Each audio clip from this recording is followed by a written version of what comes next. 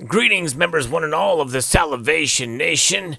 Now is it safe to say that silver is preserving our wealth? Let's explore.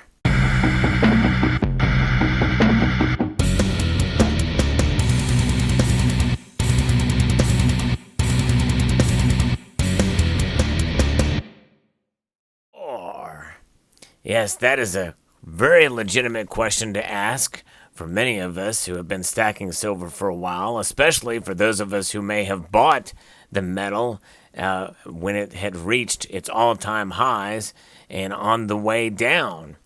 You know, silver has certainly been on quite the ride, the roller coaster ride, with the apex of around $50 an ounce back in 2011. And it is a question that many of us have pondered. Is silver preserving our wealth? Well, when the prices have been really low, that's been a very, very tough argument to make. But the answer to that question is yes and no. That's right. There are times when silver does not preserve your wealth and times when it does. But really, it just depends on when you buy it and how you buy it. That's right. There's a lot of different factors there that come into play because just because the metal is shiny, just because it has been used as money for thousands of years, does not mean that it's going to preserve your wealth, even when the price is really high. You know, these coins that you see before you here are all dated 2020. And 2020 has been a very interesting year. And we're at a time now where we have seen silver take a huge, huge dip. It has plummeted down to under $12 an ounce, and we've seen it rise, you know, to $20 an ounce, nearing these highs. It's been a crazy ride we've seen silver take, and so it has certainly brought about quite the emotional reaction to many out there, thinking this is the beginning of a moonshot for silver, or this is nothing and silver is going to pull back. And the premiums that we've been paying, considering the demand for the metal and the supply chain disruptions because of the coronavirus this year, has really played an integral part in how the metal is seen and how it is valued in the marketplace. But nonetheless, the way that silver preserves your wealth is how you buy it, regardless of the premiums. Because if you pay a certain price for silver with a very high premium, and the spot price goes above and swallows that premium, well, you're coming out ahead. You're coming out way ahead, in my view, if you need to sell the metal, considering where the amount that will be paid for it in the secondary market. But that secondary market is certainly crucial as to where you sell your silver. If you need to sell your silver, if you sell it back to a dealer and what have you, well, you're going to be paying, you're going to be taking a hit on the spot price, and depending on when their spot price is, as to whether or not you are preserving your wealth. When you take into account the loss of premiums and the rising inflation cost. So in other words, the dollars that you pay for your silver at the point of sale is different value than the dollars that you will get at the time of when you release it into the secondary market, when you sell it to a dealer or what have you. There's a lot of different factors you have to keep in mind, which is why I've always been a fan of smart dollar cost averaging.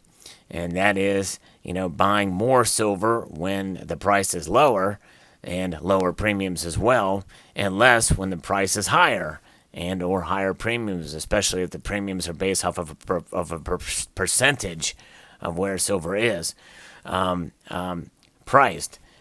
So there you go. It's a game that you have to keep doing, and based off of your budget, you have to take into account your budgetary limitations when you're making purchases of this metal, but also take into consideration the volatility and the fluctuations of price, and that is the factors that come into play, so that you can preserve your wealth. I believe that really no matter what the price of silver is, there are ways to preserve your wealth if you utilize that tactic.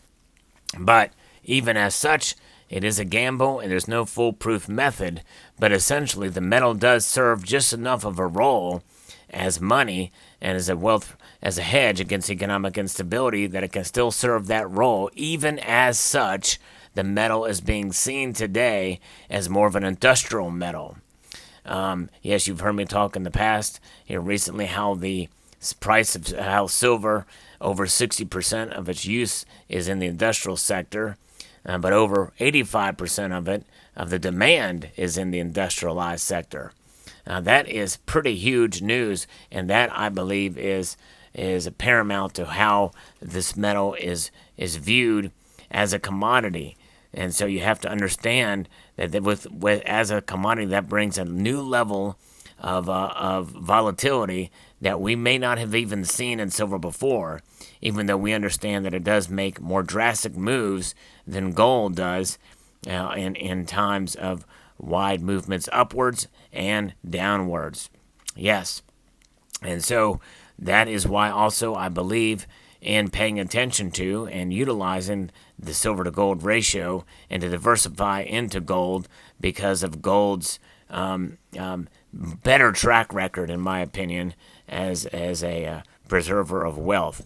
The ultimate in economic stability is with gold, in my view. But silver certainly is, I believe, can be, if you play it smart, it can definitely be a wealth preservation device. And so that is how I'm looking at it and how I treat it.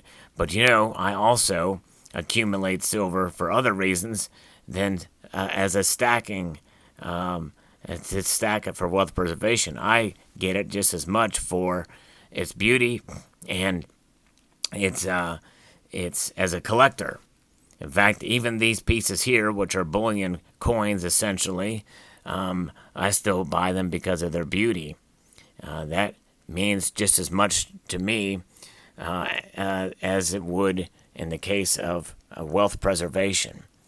So there it is, silver, an amazing metal to hold and an amazing metal to behold, and how it is being utilized and how it is seen and how it has changed within this community.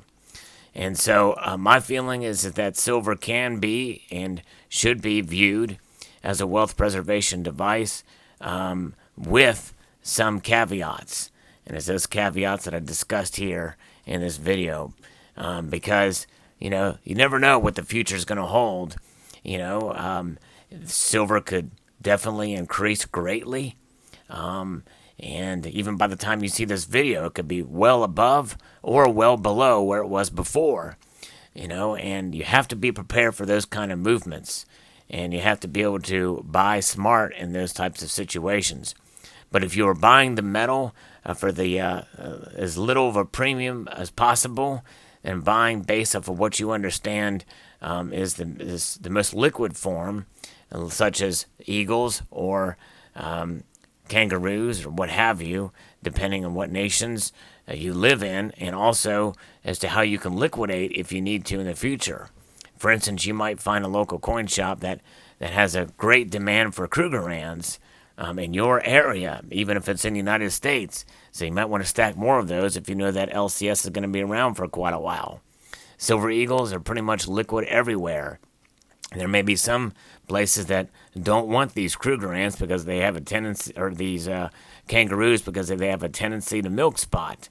So you have to keep in mind all kinds of different factors as such when you buy. If you're stacking, if you're buying it just as to a stack for liquidity.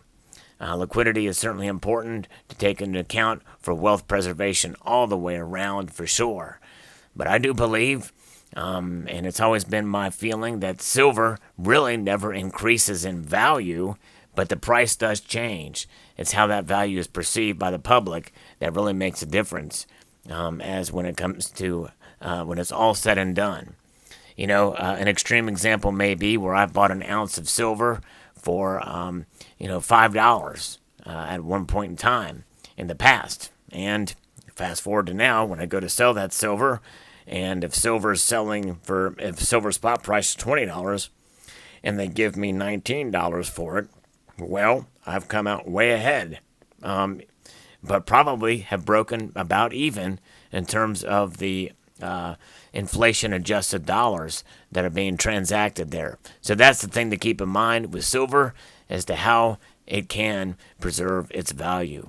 I'd like to extend a multitude of gratitude to you all for taking the time to watch this video and encourage you to please rate, share, comment, and subscribe.